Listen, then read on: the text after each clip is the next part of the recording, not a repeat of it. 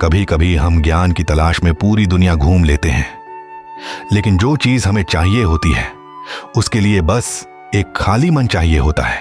ओशो कहते हैं, जब तक तुम अपने पुराने विचारों से भरे हो तब तक नया सत्य तुम्हारे भीतर प्रवेश नहीं कर सकता। आज की कहानी है एक विद्वान और एक साधु की। एक ऐसी कहानी जो आपकी सोच बदल सकती है। बहुत समय पहले एक बड़े शहर में एक प्रसिद्ध विद्वान रहता था। उसने अनेक किताबें पढ़ी थीं, दर्शन, धर्म, विज्ञान, हर विषय का ज्ञान उसके पास था, लेकिन फिर भी उसके भीतर शांति नहीं थी। एक दिन उसे पता चला कि पहाड़ों के बीच एक साधु रहता है जो जीवन के गहरे रहस्यों को जानता है। विद्वान ने निश्चय किया, मैं उस साधु से मिलूंगा। लंबी यात्रा के बाद वह साधु के आश्रम पहुंचा। साधु शांत बैठा था। विद्वान ने आते ही कहना शुरू किया, मैंने वेद पढ़े हैं, उपनिषद पढ़े हैं, बुद्ध और महावीर को पढ़ा है, मैं सत्य की खोज में हूं। वह लगातार बोलता रहा और साधु बस मुस्कुराता रहा।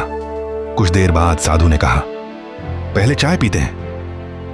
विद्वान थोड़ा हैरान हुआ लेकिन मान गया। साधु ने एक कप लिया और उसमें चाय डालनी शुरू की।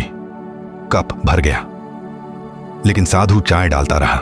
चाय कप से बाहर गिरने लगी, टेबल पर फैल गई। विद्वान घबरा गया। उसने कहा, रुकिए, कप तो भर चुका है, अब इसमें और चाय नहीं आ सकती। साधु मुस्कुराया और बोला, बिल्कुल सही, और तुम्हारा मन भी इसी कप की तरह भरा हुआ है। साधु ने कहा, तुम ज्ञान लेने नहीं आए हो, तुम अपने ज्ञान को साबित करने आए हो। जो व्यक्ति पहले से ही सब जानता है वह कुछ नया कैसे सीखेगा? जब तक कप खाली नहीं होगा नई चाय उसमें नहीं आ सकती, और जब तक मन खाली नहीं होगा सत्य उसमें प्रवेश नहीं कर सकता। विद्वान की आंखें झुक गईं। पहली बार उसे अपनी सबसे बड़ी भूल समझ आई।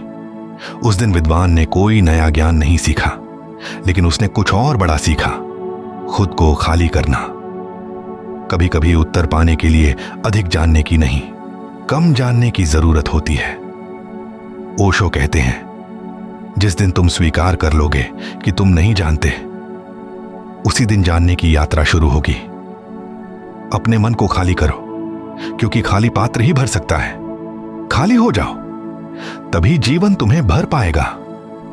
अगर यह कहानी आपको पसंद आई हो तो वीडियो को लाइक करें, चैनल को सब्सक्राइब करें और ऐसी ही ओशो प्रेरित कहानियों के लिए जुड़े रहें।